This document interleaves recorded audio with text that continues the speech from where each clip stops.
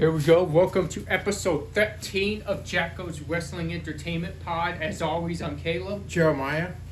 And we'll get things kicked off with a very action-packed Monday Night Raw. It's the last Raw that we got early for when they were over doing the European tour, where we would get them at like 3 o'clock, and this is the last one that we're going to cover right now. We would start with John Cena. Before he could even say a word this time, Cody Rhodes would come out.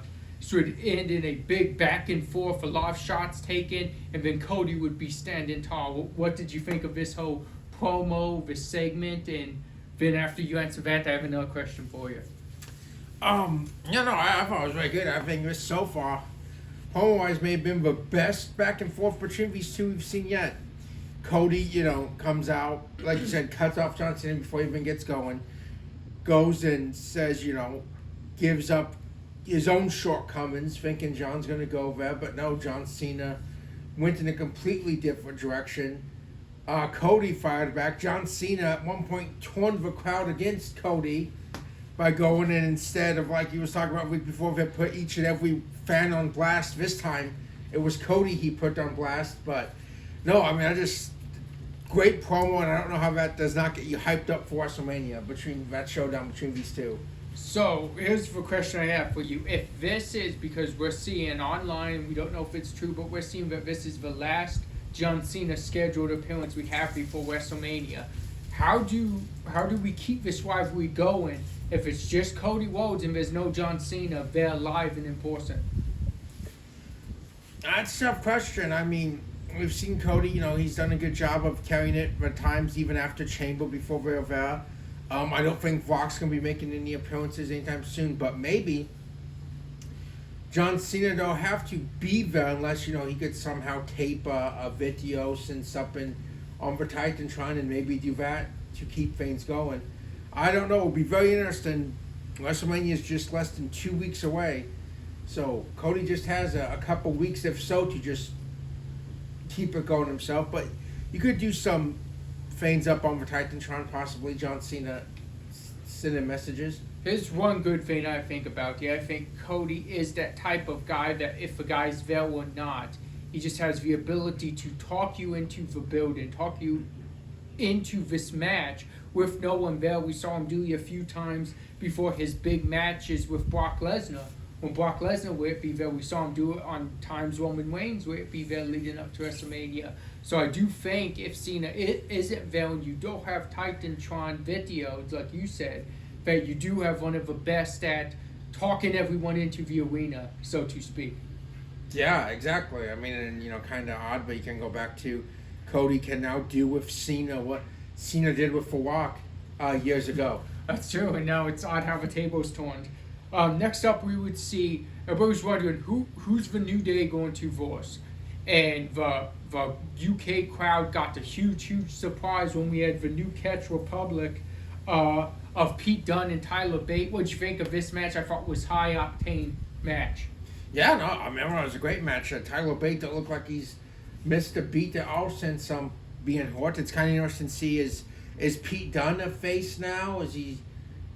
Because Tyler Bate most definitely was getting shared. Pete Dunne was still had that kind of grimacing look as a heel. He did. But they were most definitely the faces in the match against New Day. But in the end, the crowd was not enough to beat the New Day. Next up, we had a big... Now, I'm going to ask you about this match, but after it, I have questions about the after the match. But first, I'm going to ask you, what did you think of this Gunther Jimmy Uso match? Man, I thought it was a very good match, but then, we see towards the end of it, Gunther got the upper hand, could have finished it, just never did, and just took a kind of, psychotic way of just destroying Jimmy Uso before the ref finally called the match. Now, here's the question. After the match, we would see Gunther handcuff Jey Uso to the turnbuckle. We would see him make him watch his twin brother. This is not just his brother. This is his twin brother. Watch him beat Jimmy down and leave Jimmy in a pool of his own blood with Jey just mere feet away watching this. What'd you think of that? And is Gunther in the head of Jey Uso going into WrestleMania? Oh, most definitely. I mean, everyone's saying, and people were saying, commenting on, this has not been a great build. I think, that was a great build. Monday night's shown a more kind of psychiatric side of Gunther, Ring General. And yeah, Jay helpless, could not do anything. And Jimmy just got brutalized by Gunther. I think it just adds a whole new layer to this rivalry, to this program. And yeah, he's in his head. Jay has to try to straighten things out if he hopes to capture that championship. I think it just really just gave that feud just an extra little boost to just really get it to the next level of being personal. And next up, before we get into the match, I'm going to ask you about this. I keep asking you, are we seeing cracks in the armor of the Judgment Day? We saw them talking backstage, and we saw Finn talking about, everything's fine between him and Dominic. Later on in the night, we would see Finn saying he got this pin to give a forced defeat to Penta since he's came to WWE by pinfall, and we would see him bragging on this. We would see him saying he wants another title match, but then we would see Liv tell Dominic, you were as much a part of this. Why aren't you talking to Adam Pearce about getting a Intercontinental title match? Are we seeing cracks in the armor of the Judgment Day? And then what do you think of that big tag team match that I just referenced? To answer you about the tag team match for us, no, well, it cool. You had a much more cohesive unit in the Judgment Day. Braun and Penta, for the most part, not bad, but a miscommunication cost Penta the match and his forced pinfall loss in WWE. And yeah, I think a little bit. I mean, so far though, it doesn't seem to be on Dom's end. Everyone just keeps kind of assuming, but Dom really has not done anything. I mean, he tried to get Finn the title match. He accidentally cost him the match. He tried to recruit Penta to the Judgment Day because he said we need someone else because of JD. And he thought, well, if he wins the Intercontinental title, we'll have a championship here. That didn't work. And then he's not even getting mad at what Liv is saying. Liv's taking it more personal, and Liv went to get them the match. So I don't know. I think Liv and Finn is more of a power struggle myself. I think than anything over Dom being kind of behind any of a controversy, so to speak. I like that. That makes a lot of sense. We'd also see that next week we're going to see El Grande Americano in a match. Chad Gable wanted this match, but we all know he's still getting it. He's just getting the under a mask. What do you think of that? He's not getting it. The sick note, he said. Adam Pearce said he cannot clear him yet because of the doctor's orders. He wanted West on his hometown. I wish him a speedy recovery, but yeah, I can't wait to see who Grande Americano takes on next in Minneapolis, Minnesota, the hometown of Chad Gable. So he gets West in front of his hometown in the mask, is what we're saying. No. Next up, we had AJ Styles challenge Logan Paul to a match. This would break down in a big brawl that Logan Paul would actually leave AJ Styles down. He would be over top of AJ Styles after his pulverizing finisher. What do you think of this whole segment? And does Logan Paul have the upper hand so far in this rival?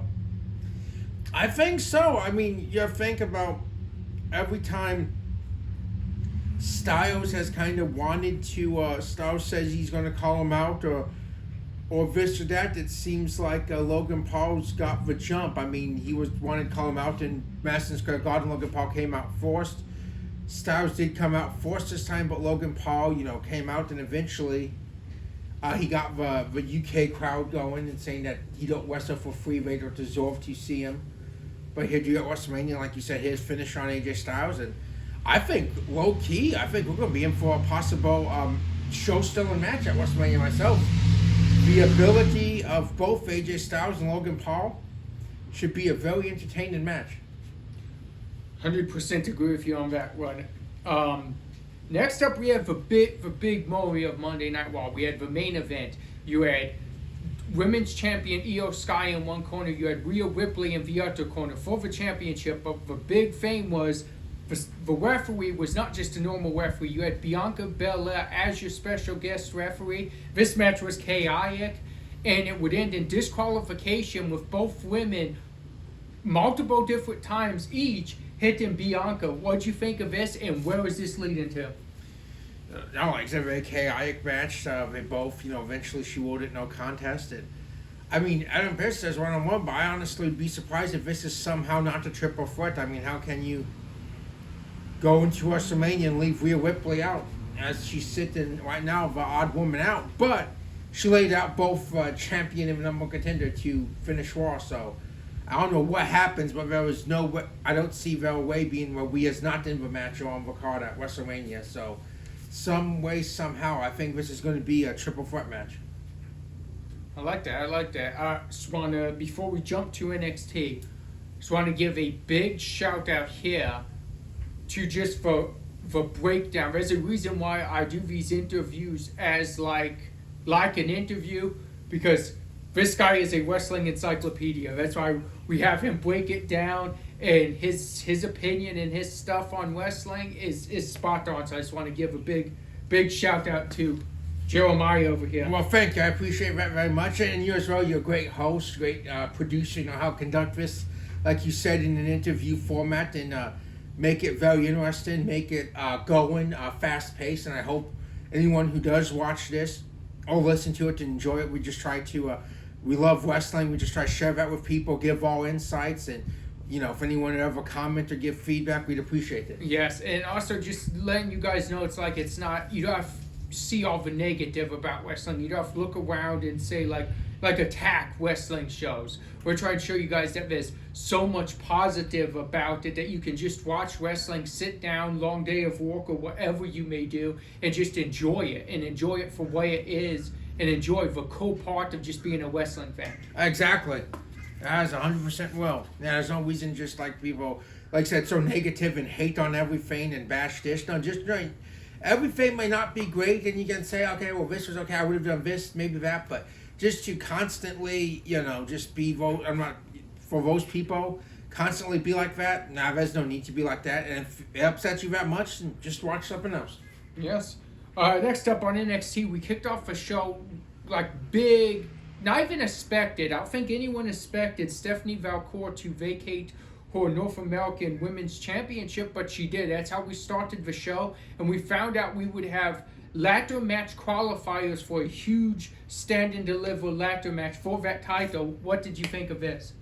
No, I mean, like you said, no one was expecting that going into the night, or, you know, at any point.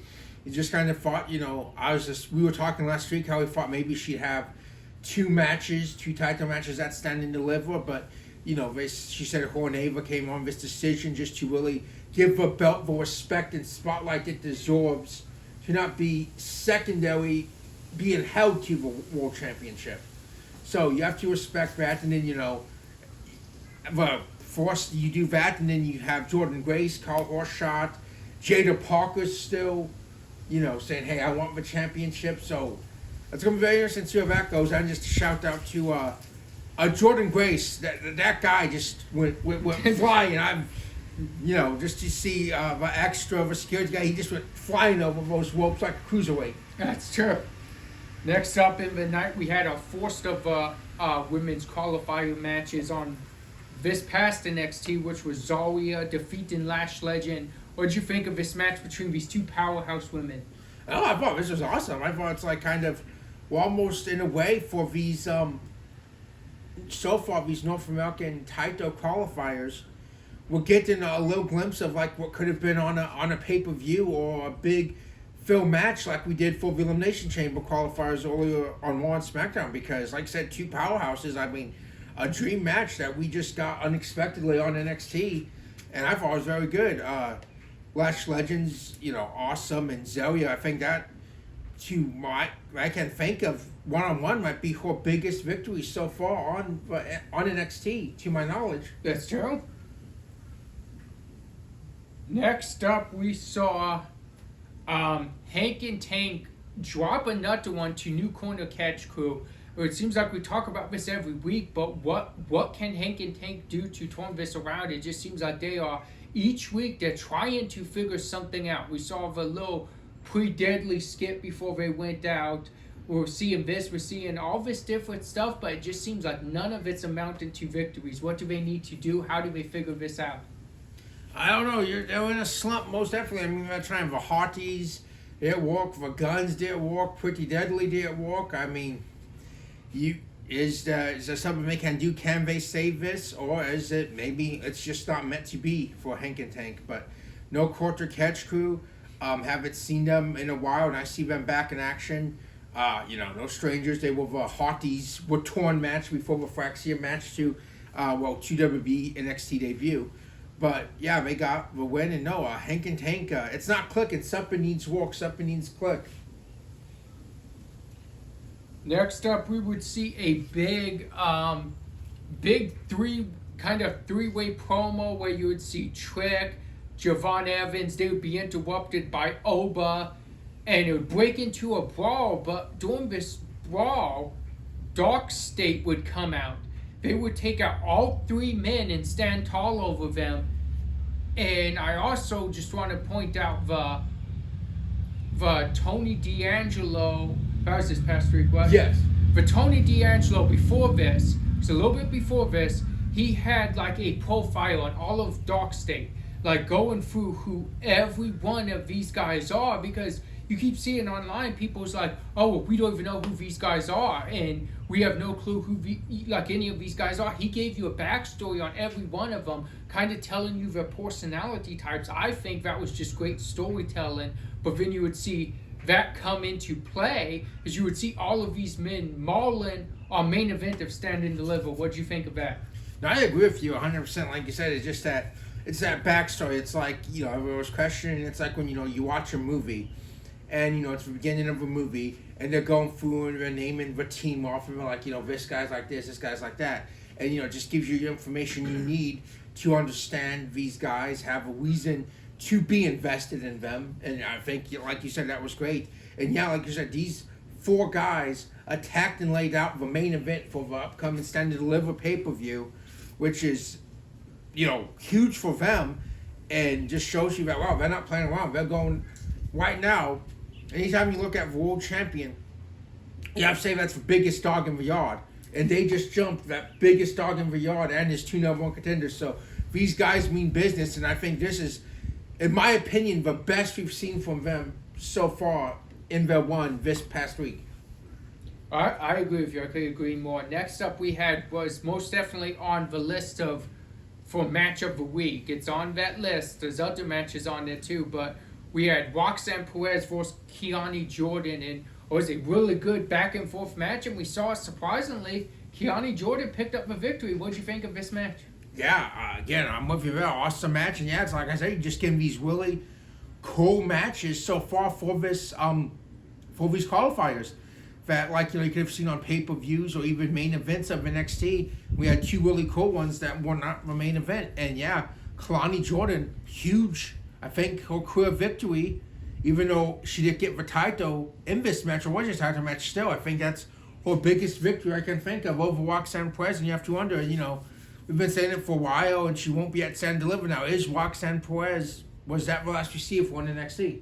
I think so. I hope so. I think it's time she goes up to the main roster. Agreed. Continues that rivalry with Bayley that we keep getting teased, because I'm interested to see how that's going to come to an end. I'm with you. Exactly. One-on-one, Bayley and Roxanne.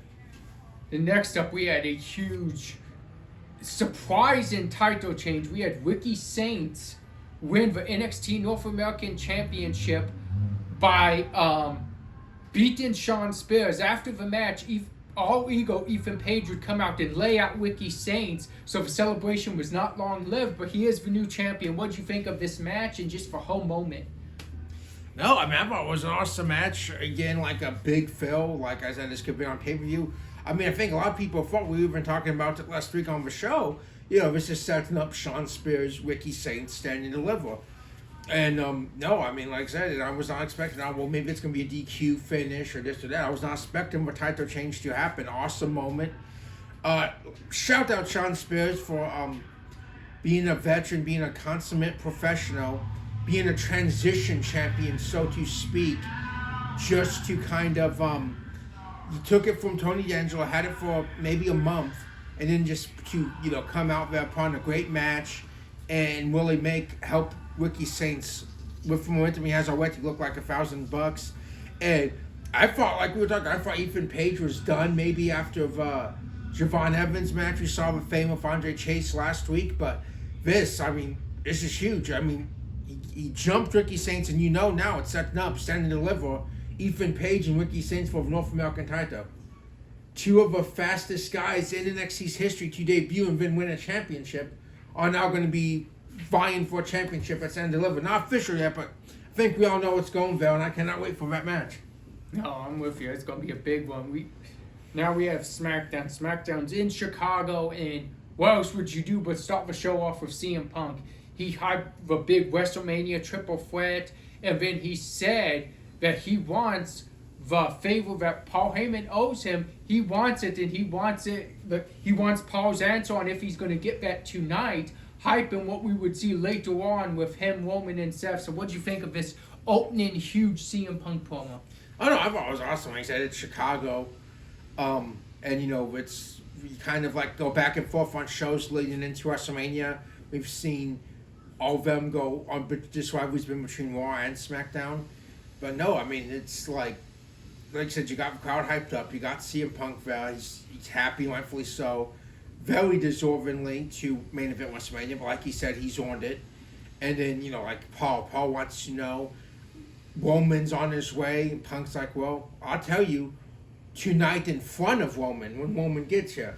So like you said, like great way to kick off the show, set the pace for the anticipation for the main event segment.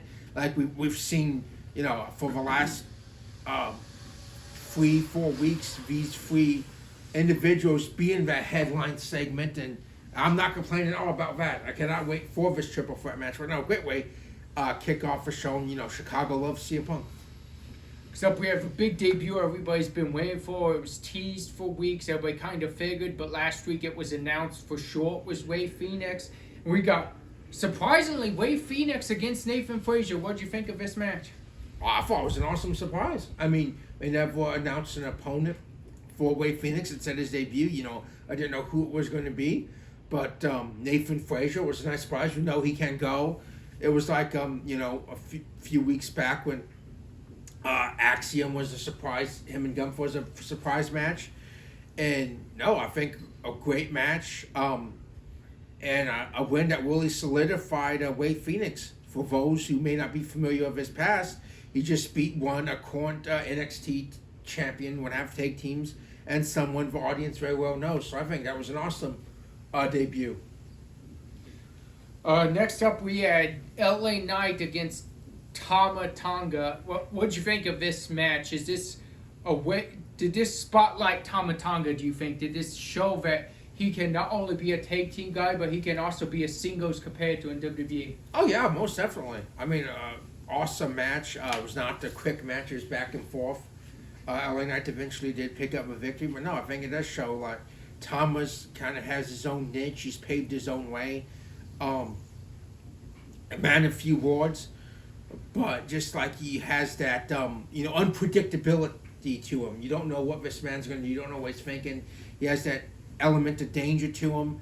And LA Knight's just that guy. The crowd's so behind him. Promos are awesome. Goes in there, and I think it was a fun match. I think both guys looked good, and congrats on LA Knight for picking up the victory.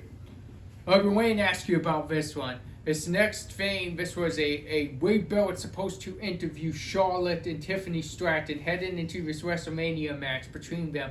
But this thing went completely off the rails, and we're hearing that Charlotte went off script, which would be the second time in as many weeks that she's done that, going off script. Well, this time, because they said Stratton felt like Charlotte was trying to get herself over the first time she did, and that she got the best of a promo from going off script. This time, Tiffany Stratton would follow her off of script, and it only got more heated between the two. What do you think of this whole segment, and what's up with both of them kind of taking personal shots at each other?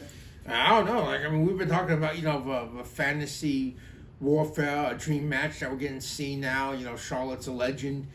That's still going, but I know. Like, most definitely, she's been over a decade in WWE and women's division. And Stratton's the newcomer, but no, it's like you said, it's just, you look and you kind of think as you're watching this doesn't seem like this is really, like, planned. It's kind of going off. And, yeah, Charlotte, again, I don't know why, but Stratton was not having it this time. She took a personal shot at Charlotte's personal life with the divorces and that, which hit the nerve, and then she took a shot at her boyfriend and stuff as Stratton's mouthing off, going away again. Most definitely not planned. Thankfully, it just stuck verbally and not a physical fight. Wade Barrett saying it was not his plan to wanted to conduct an interview. He said on Twitter like Sir David Frost. Instead, he said it was Jerry Springer. So I think he's poking a little fun at the situation, but I mean, it's extremely personal. But I guess as fans, it adds a whole new layer to this. Like, all these women really going to kill each other at WrestleMania beyond a script, beyond storyline. All these women really going to kill one another. It's going to be interesting. Will there be receipts? This is going to be. It's going to be a bad fight. I just have that feeling. It's going to be very physical. Next up, we saw the Machine Guns win a number of contenders tag team match. They will be next in line for the Street Profits. They beat DIY. What did you think of this match? No, I thought it was a fun match. Again, like, I've said before, I watch DIY and Motor City Machine Guns every week if they do it, and we'll not get tired of it. But they've been trying to get back in the title picture without interference, and they did that. And them against the Profits were supposed to happen months ago before DIY took the Profits out and replaced them in the match when we take titles. So I don't know if I haven't said, but I hope this is a WrestleMania match myself. Spotlight the SmackDown Tag Team division that really deserves it because they've been the vocal point of some SmackDowns. Exactly, and because, I mean, you could maybe even do a tag team lumberjack match, have other ones outside the ring, or something like that. The chaos ensuing, but no, I hope so. I mean, both teams deserve that WrestleMania spotlight, in my opinion. The Profits were on a 6-man tag last year with Lashley against the Final Testament, which was a fun match. You had Bubba Ray Dudley as referee, but they still, to my knowledge, can't think of just a regular tag team match. They've really had that spotlight, not counting the pandemic WrestleMania. And the Machine Guns, they've done great since they came in during the summer of last year, but to really have that spotlight at WrestleMania they've never had, I think would be great for them. Next up, we had Naomi versus B-Fab. Before the match, we would see Jade Cargill start to jump Naomi. Security would pull her off. The match would happen. Naomi would win. After the match, Naomi was calling out Jade, but when she got Jade, she couldn't handle what was there. So what did you think of this whole big moment, the match, the Jade Cargill trying to get Naomi multiple times and finally getting her hands on her? No, I think it's been great storytelling, a real blood feud here that I can't wait to see the payoff for. B-Fab has proven each week, but I think she's in a good spot because she's, in the last month, has had the opportunity to go up against Charlotte Flair, or to go up against Naomi, which is only going to help her get better in the long run. And yeah, Jade and Naomi official at WrestleMania, which they say is the first one-on-one women's title match for women in WrestleMania in 19 years. Last one, WrestleMania 22, Tori Wilson and Candice Michelle. Wow. So it just shows you just how much this grudge match is, and everyone's been waiting for it to be made official, because ever since Chamber, everyone's been wanting to see that, and Jade's got the upper hand, but when Naomi knows she's coming, we know Naomi's got her shots in too, and can be just as calculated too, so I cannot wait. This is going to be a good one. Except we had some unfortunate news. You heard the rumors before SmackDown. You really hoped it wasn't true. You saw it. You were hoping maybe it was part of a storyline because Kevin Owens has been like that sleazy character, and you thought maybe he's trying to get the upper hand. But no, it's unfortunate and it's true. Kevin Owens is having neck surgery. He will not only miss WrestleMania, but word is he's going to be out 9 to 12 months. After Owens would announce that and leave, he looked very saddened. The crowd was very disappointed. Randy Orton would come out, not say a word, but RKO Nick Aldis. So, first off, what do you think about Kevin Owens missing WrestleMania and possibly a year or longer? And then after that, why do you think Orton RKO Nick Aldis? About Kevin Owens, just want to say, we wish him best. Most fans involved agree with us. We wish you the best, KO. Thank you for wrestling through and everything you've given us for the last few months with that nagging injury before he got checked. The laughter match was awesome. The unsanctioned match with Sami Zayn was awesome. Just great matches. And promos and everything every week and everything you've given us since you've been here. We all wish you the best, a speedy recovery. You will most definitely be missed while you're gone, but most importantly, just take care of yourself. Make sure you're there so you're good for you and your family. And Randy, I don't know. I mean, think about it. It wasn't just payback for Randy. It was WrestleMania. Everyone wants a WrestleMania spot match on the card. He had that. It was made official last week. And now his whole WrestleMania status is up in the air. I don't know why Aldis, maybe just because he's the only person there that he could take out, but someone pointed back a very interesting clip back in December 23 where he RKO'd Nick Aldis, and he said that was a $50,000 fine. He gave him $100,000. He said, "Why? What did you give me? What's up with the extra 50?" And Randy said it's for next time. So hopefully his funds are already covered. He don't worry about it. He had a free one in there.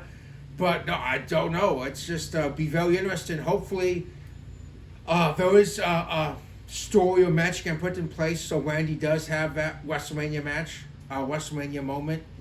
I feel bad for whoever that opponent might be, though, because they might get their head kicked off of their shoulders for really no reason. I was going to point this out. So someone brought this interesting treat up. This was late December 2019. This was years ago.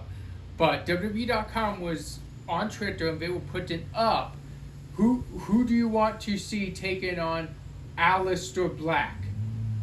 Randy Orton quoted that tweet and put at himself.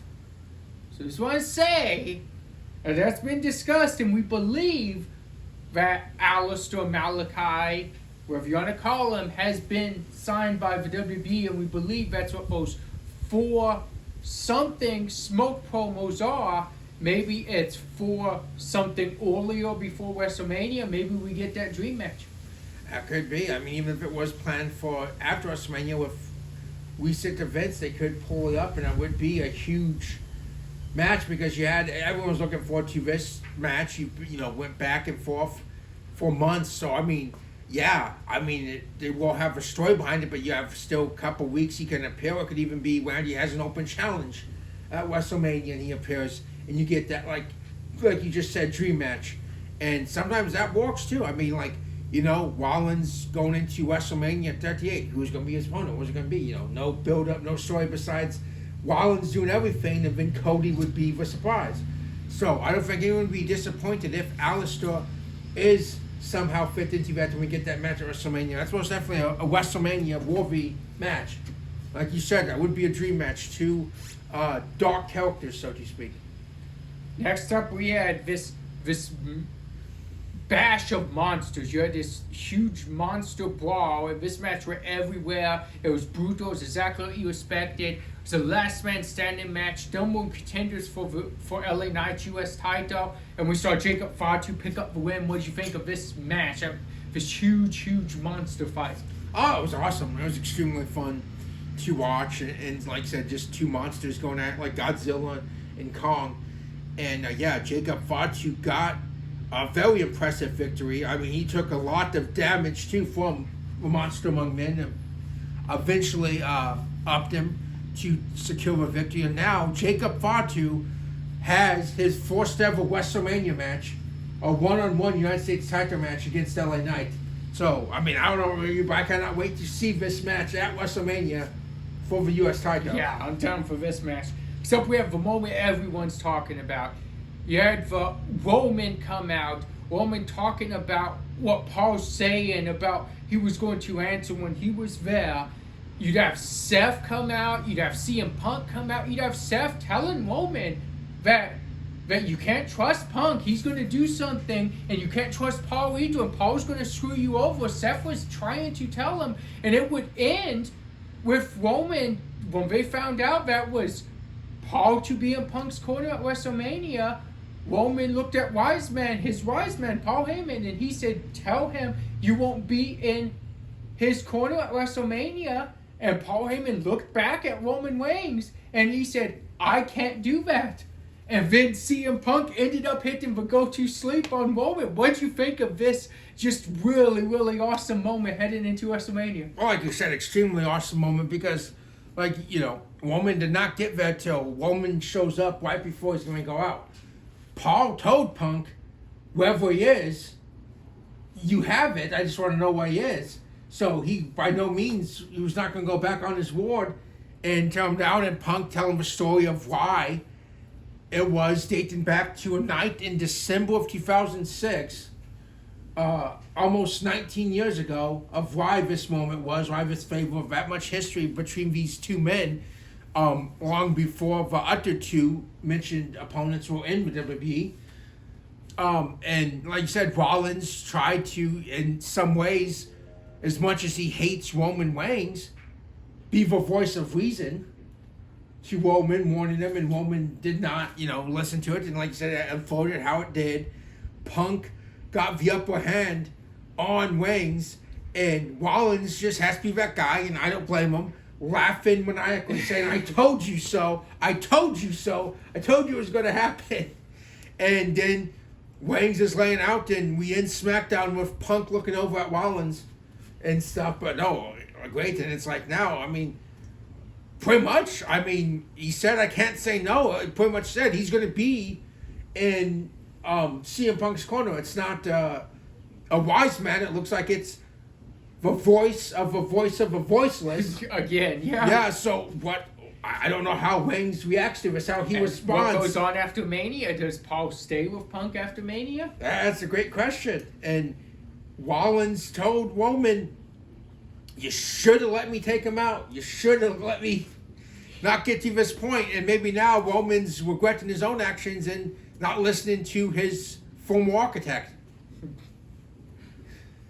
And for match of the week, we have a lot of candidates here. We're going to take from Raw. We're going to take the New Catch Republic, the New Day. I thought that was a really good high octane tag team match. A lot of speed. Like you said, Tyler Bate looked great coming back from injury. Yeah, like he didn't miss speed. We're going to take the Gunther Jimmy Uso match. Really good match. Jimmy really showed he can be a single star too. Exactly. Going to take that main event with Rhea Ripley, Io Sky with Bianca as the referee. From NXT, we're going to take Zorian Lash Legend. But that was unexpectedly a lot better than a lot of people would think, because not only was it a powerhouse match, but they both showed they can walk and it got some time. Exactly. We're going to take Roxanne Perez versus Kiani Jordan. Really good match. We're going to take Ricky Starks versus Sean Spears.